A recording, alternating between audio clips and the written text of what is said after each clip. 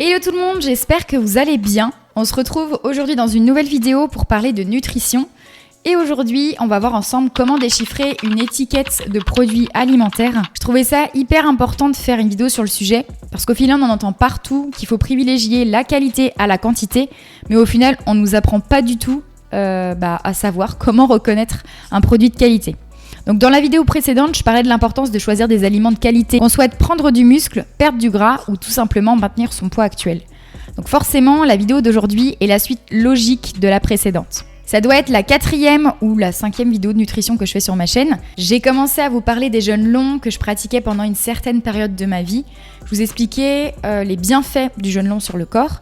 Et ensuite, j'ai entamé une série de vidéos sur la nutrition pour justement apprendre à gérer son poids en fonction de ses objectifs, qu'on veuille prendre du muscle, perdre du gras ou maintenir son poids actuel tout simplement. Et d'ailleurs, si tu me découvres avec cette vidéo, eh bien, bienvenue à toi. Je m'appelle Charlène, je suis coach sportif diplômée, je suis passionnée par tout ce qui tourne autour de l'entraînement et de la santé. Donc forcément, mes vidéos sont en lien avec le sport et la santé. Petit conseil, c'est bien si tu commences par la première vidéo que j'ai faite de la série et que tu regardes les deux suivantes et que tu finisses par celle-ci. Elles sont dans l'ordre, donc c'est mieux si tu commences par le début. Aujourd'hui, comment savoir si un produit est de qualité lorsqu'on va faire ses courses ? Le but avec cette vidéo, c'est que tu sois capable de reconnaître un produit à éviter et un produit à privilégier en regardant l'étiquette au dos du produit. Alors on commence tout de suite avec la première chose à regarder quand on ne connaît pas du tout un produit et qu'on veut regarder si ce produit en question il est de bonne qualité. On va regarder la taille de la liste d'ingrédients. Souvent, on a tendance à regarder le petit cadre où les valeurs nutritionnelles du produit sont indiquées et à s'arrêter là. Alors attention, ne vous limitez pas à leurs valeurs nutritionnelles, regardez bien ce qui compose le produit en premier. La valeur nutritionnelle, elle est à regarder à la fin. C'est pas parce qu'un produit est riche en protéines qu'il est forcément de qualité. Donc, en premier, on regarde la taille de la liste des ingrédients. Si la liste est longue, c'est pas bon signe. Ça voudra dire qu'il y a beaucoup de choses à ajouter dans le produit pour qu'il se conserve. Donc, comme des conservateurs, des agents de texture, par exemple comme E452, c'est un agent de texture. Et plus un produit est modifié, moins il est bon pour la santé. Parce que forcément, ce sont des choses ajoutées que nous n'avons pas besoin dans notre alimentation. Donc, on essaie de s'en passer le plus possible. Ensuite, la deuxième chose à regarder va être la liste des ingrédients. Donc, les ingrédients écrits sur l'étiquette en premier sont ce qui compose le plus le produit. Donc, bien sûr, si vous voyez qu'en premier sur la liste des ingrédients, il y a écrit sucre, sirop de glucose, bref, un mot terminant par ose, donc c'est que c'est du sucre, et que le produit que vous achetez n'est pas forcément du sirop d'agave ou un produit contenant principalement du sucre, ça voudra dire que c'est quand même 7 ingrédients qui composent principalement le produit. Et donc ensuite, je vous montrerai comment savoir si un produit que l'on achète est plutôt riche en sucre ou pauvre en sucre. Plus on avance dans la liste des ingrédients, plus on retrouve des aliments qui composent le produit en faible quantité. Donc les ingrédients sont toujours mentionnés dans un ordre décroissant, des aliments les plus présents jusqu'à les aliments en faible quantité à la fin. Alors souvent, on peut retrouver des noms qu'on ne connaît pas, ou bien carrément une lettre suivie des chiffres comme E452 comme j'ai dit tout à l'heure. Ce sont souvent des sucres, des exhausteurs de goût ou encore des agents de texture pour que le produit conserve sa texture dans le temps.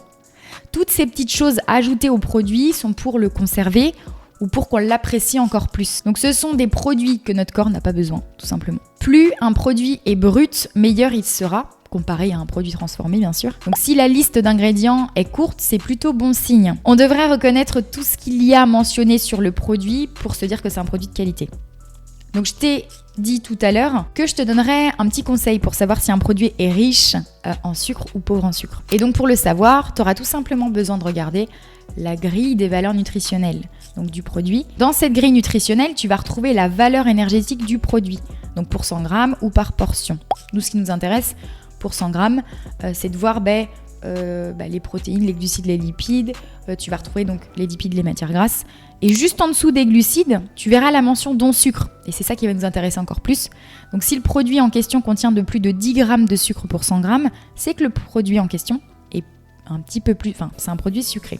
Au-delà de 20 grammes de sucre pour 100 grammes, c'est un produit qui commence quand même à être très sucré. Donc il est recommandé en général de consommer moins de 50 grammes de sucre par jour pour ne pas acidifier notre corps et rester dans une alimentation alcaline. Donc je tiens tout simplement à préciser aussi que le sucre n'est pas mauvais pour la santé, c'est simplement la surconsommation qui en devient mauvaise, mais on est d'accord, c'est comme tout est une question de quantité. Ensuite, ce qui va être intéressant de regarder sur le produit, ça va être les matières grasses, les acides gras transformés et le sel. Moins le produit en contient, mieux c'est. Attention maintenant au Nutri-Score, la petite échelle juste ici qui classifie la qualité d'un aliment de A à E, donc sur une échelle de A à E. C'est pas parce qu'un produit est classifié A qu'il est forcément bon. En plus, les industriels n'ont pas l'obligation de mentionner sur leurs produits cette petite échelle, donc la plupart des produits industriels n'ont même pas le Nutri-Score sur le produit. Donc ne pas du tout se fier à ça, ça sert à rien. Fais attention également aux produits qui vont être mis sous les projecteurs. Souvent, plus un produit est mis en avant, plus il est à éviter. Un produit qui est bon pour la santé, au final, on sait le reconnaître. On n'a pas besoin de nous le vendre avec un joli décor, etc. Toutes les pubs sont pour nous donner envie et forcément pour nous faire consommer. C'est pour l'une de ces raisons que j'ai pas la télé chez moi et que je ne la regarde pas. J'ai toujours l'impression d'être pris pour une débile quand il y a une pub qui passe à la télé et ça a le don de m'énerver.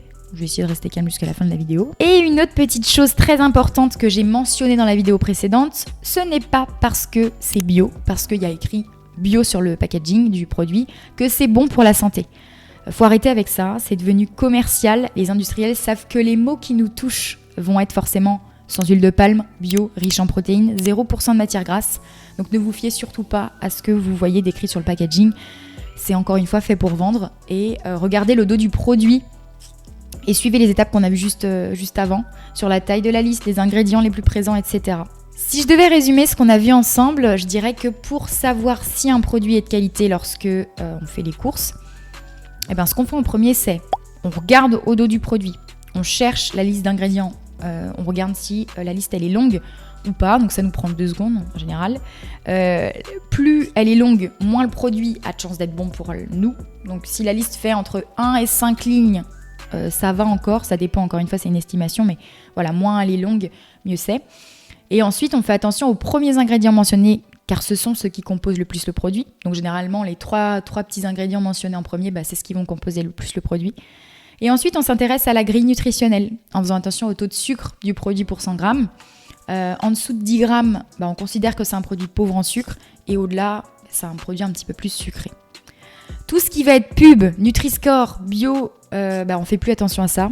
Les industriels, ils veulent nous donner envie d'acheter leurs produits, donc leur rôle est de jouer sur les mots qui nous touchent, comme on a vu juste avant, bio, etc., riche en protéines, sans huile de palme, etc.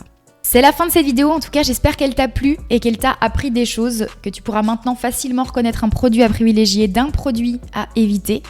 En tout cas j'ai pris vraiment plaisir à tourner cette vidéo. N'hésite pas à me dire en commentaire si toi t'es plus du genre à acheter un produit parce que le packaging te donne envie, ou alors t'achètes un produit en fonction de ce qui est écrit au dos du produit. Je serais curieuse de savoir. En tout cas si t'es du genre à plus acheter un produit en fonction du packaging, s'il te donne envie, etc., la majorité des personnes font leurs courses comme ça. Donc le plus important est d'en prendre conscience et de commencer à changer la manière dont on fait les courses dès maintenant pour prendre de bonnes habitudes. Donc t'inquiète pas, c'est pas grave. Moi aussi, je le fais de temps en temps. Cette vidéo, elle est pas non plus pour vous faire culpabiliser, pas du tout. Parce que je fais cette vidéo, mais ça veut pas dire que je mange uniquement des produits bruts et que je mange jamais des produits industriels. Ça m'arrive. Encore une fois, dans les vidéos précédentes, j'avais mentionné le fait que le plus important, c'est d'avoir une alimentation 80% saine. Et comme ça, les 20% des aliments nocifs qu'on va consommer vont avoir très peu d'impact sur nous, sur notre santé. Donc voilà, je suis humaine, on est tous humains. C'est normal de se faire plaisir, d'avoir envie des choses qu'on n'a pas l'habitude de manger parfois. Donc voilà, le but c'est juste de prendre conscience de ce qu'on mange, de savoir reconnaître un produit de qualité d'un produit un peu moins bon pour la santé.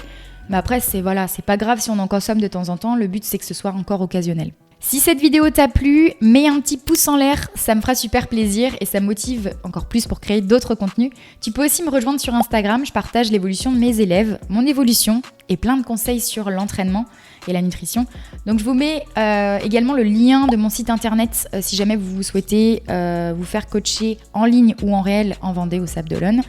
En tout cas, je vous dis à très bientôt, prenez soin de vous et on se revoit bientôt dans une prochaine vidéo. Ciao!